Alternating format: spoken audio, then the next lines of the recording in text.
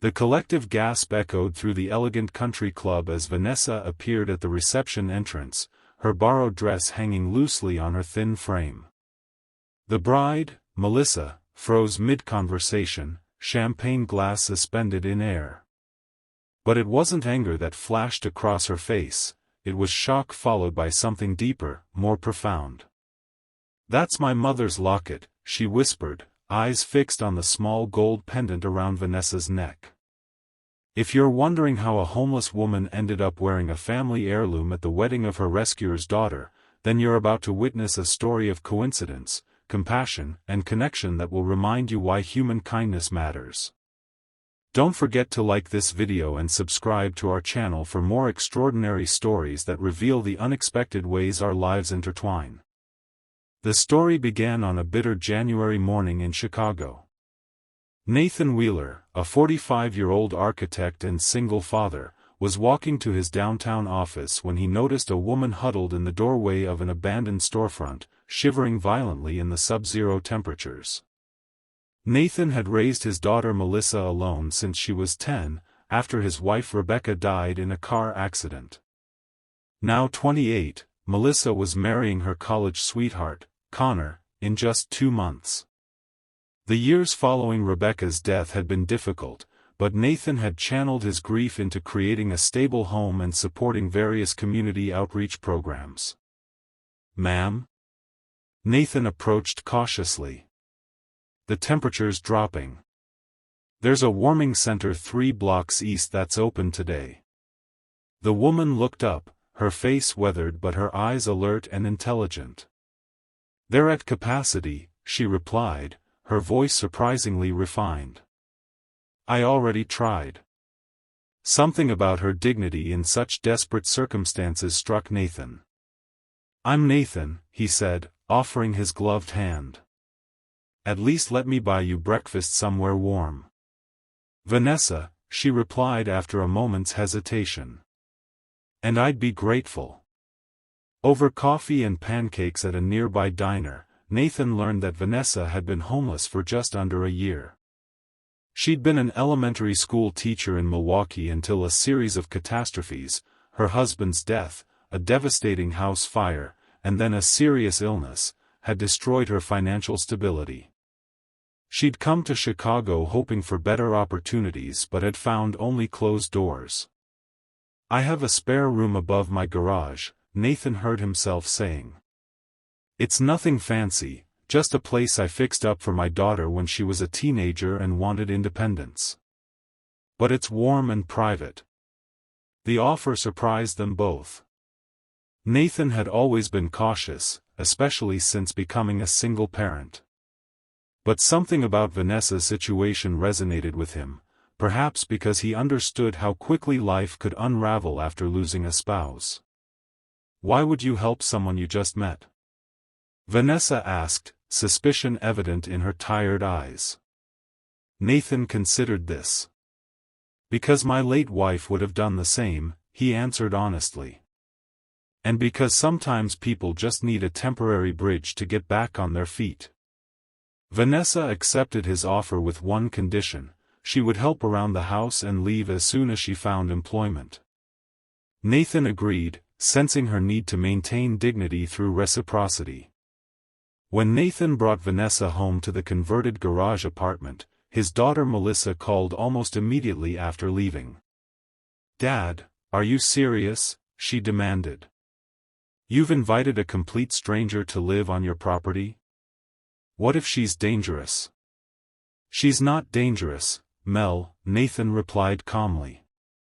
"She's someone who's had a run of terrible luck. The apartment has its own entrance, and I'm not naive.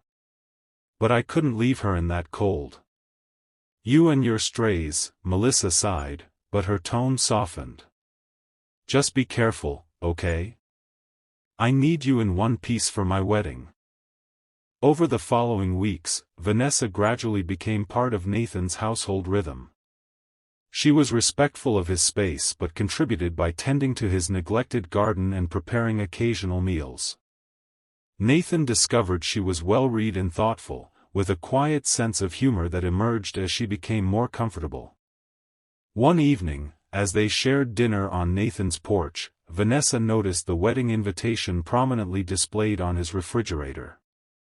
"Your daughter must be excited," she commented. Nathan smiled. "Nervous and excited. It's been just the two of us for so long. Her mother died when she was 10, car accident in a snowstorm." Vanessa's expression shifted subtly. "I'm sorry," she said. "Losing a parent so young shapes you in ways you don't fully understand until much later." "You sound like you speak from experience," Nathan observed. Vanessa nodded. "My mother died when I was 12. Cancer. My father did his best, but there was always something missing." As February turned to March, Nathan found himself looking forward to their conversations. Vanessa had begun volunteering at a local literacy program while applying for teaching positions, and her stories about the children she worked with reminded him of Rebecca's passion for education.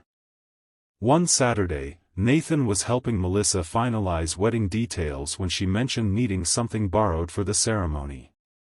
"Mom's pearl earrings will be my something old," she said. "But I still need borrowed."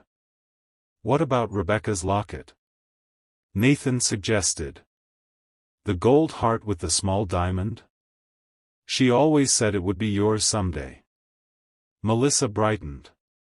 "That would be perfect. Where is it?" Nathan's smile faded. "In her jewelry box in my closet. At least, it should be." But when they looked, the locket wasn't there. Nathan searched the entire house, growing increasingly distressed. The locket had been Rebecca's grandmother's, a family heirloom with both sentimental and monetary value. Could it have been stolen? Melissa asked quietly.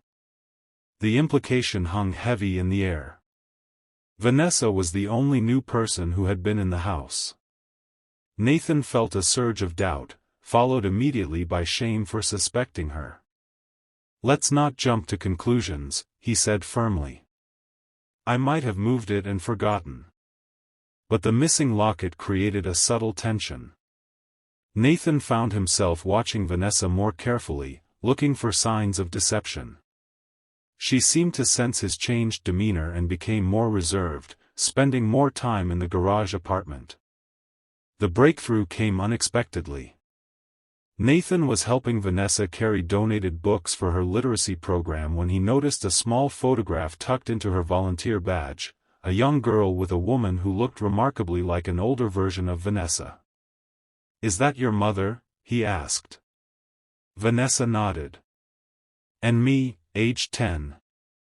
It's the last photo we took before her diagnosis." Nathan studied the image more closely, noticing a familiar gold heart around the woman's neck. "That locket," he said slowly. "It looks exactly like my late wife's family heirloom." Vanessa's eyes widened. She carefully removed the photo and handed it to him. "This was my mother's most treasured possession. She said it came from her grandmother, who received it from her mother." Nathan felt a chill run through him. Rebecca's grandmother was named Eleanor Wheeler. She had a sister named Margaret, Vanessa finished, who married a man named Collins and moved to Wisconsin. She stared at Nathan. "That was my grandmother." The revelation stunned them both. Through a series of questions and shared family stories, they pieced together the connection. Rebecca and Vanessa were second cousins who had never met. Their grandmothers, once close sisters, had lost touch after Margaret's move. "There were two identical lockets," Vanessa explained. "Family legend says they were made for twin sisters in the 1890s. Each sister passed hers down through the generations." "Where is your locket now?" Nathan asked. Vanessa's expression fell. "I had to sell it during my husband's illness. It was the last thing I parted with before losing the house." The next day, Nathan took Melissa aside and explained the extraordinary connection. "Vanessa is family, your mother's second cousin. The locket in the photo is identical to ours because they were made as a pair for sisters in our family." Melissa was skeptical until Nathan showed her the photograph and recounted family details only a relative would know. "That's incredible," she finally said. "But it doesn't explain where Mom's locket is." "I have a theory about that," Nathan replied. His search led him to a small pawn shop in Milwaukee, where he found Rebecca's locket, identified by a tiny scratch on the back that formed a natural R. The shop owner confirmed it had been sold to them by a woman matching Vanessa's description nearly a year earlier. When Nathan returned home with the locket, he found Vanessa packing her few belongings. "I should go," she said quietly. "I've found a teaching assistant position in Evanston. It's not much, but it's a start." "I found the locket," Nathan said, holding out the small gold heart. "In Milwaukee." Vanessa froze. "I can explain." "You don't need to," Nathan interrupted gently. "I understand what happened. You sold your family locket during your husband's illness. Then, by incredible coincidence, you ended up staying with a distant relative who had the matching locket. When you saw it in Rebecca's jewelry box, you must have thought it was yours." Tears filled Vanessa's eyes. "I thought it was a miracle, finding my mother's locket after everything I'd lost. I convinced myself it must be mine. I was going to return it before I left, once I had enough money to survive without selling it again." She wiped her eyes. "I'm so sorry, Nathan. I've betrayed your kindness." Nathan shook his head. "What are the odds that out of all the doorways in Chicago, I'd stop at the one where my late wife's cousin was sheltering? This isn't just about a locket, Vanessa.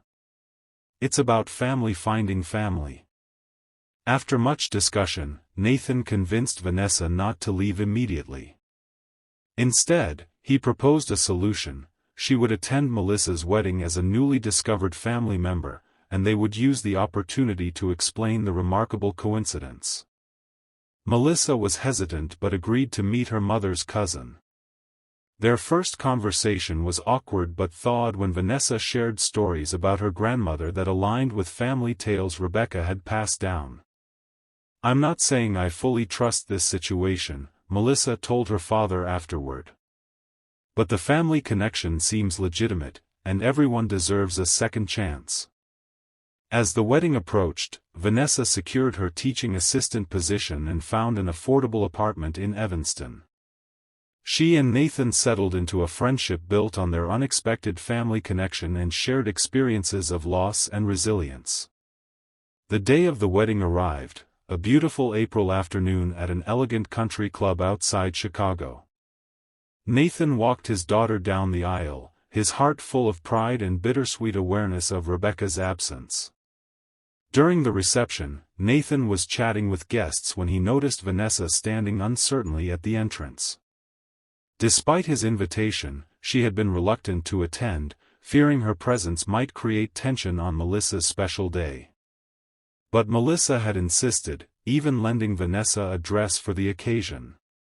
And around Vanessa's neck, to Nathan's surprise, gleamed Rebecca's locket. Melissa approached Vanessa, champagne glass in hand. "I wanted you to wear it," she explained, noticing Nathan's questioning look. "As my something borrowed. It seemed fitting, given everything." The gesture brought tears to Vanessa's eyes. "I don't deserve this kindness." "Maybe not," Melissa acknowledged. "But family is complicated. And sometimes the family you find is as important as the family you're born with." As the evening progressed, Nathan watched Vanessa gradually relax, sharing family stories with distant relatives who were astonished to meet this previously unknown cousin. The coincidence of their meeting became the wedding's most talked about story, overshadowing even the bride's entrance. Later, as Nathan and Vanessa shared a dance, she said, "I keep thinking about all the things that had to align for us to meet. If you had walked a different route that morning, if I had chosen a different doorway." "I don't think it was chance," Nathan replied. "Rebecca always said there were no coincidences, only connections we hadn't recognized yet." In the months that followed, Vanessa became a genuine part of their extended family.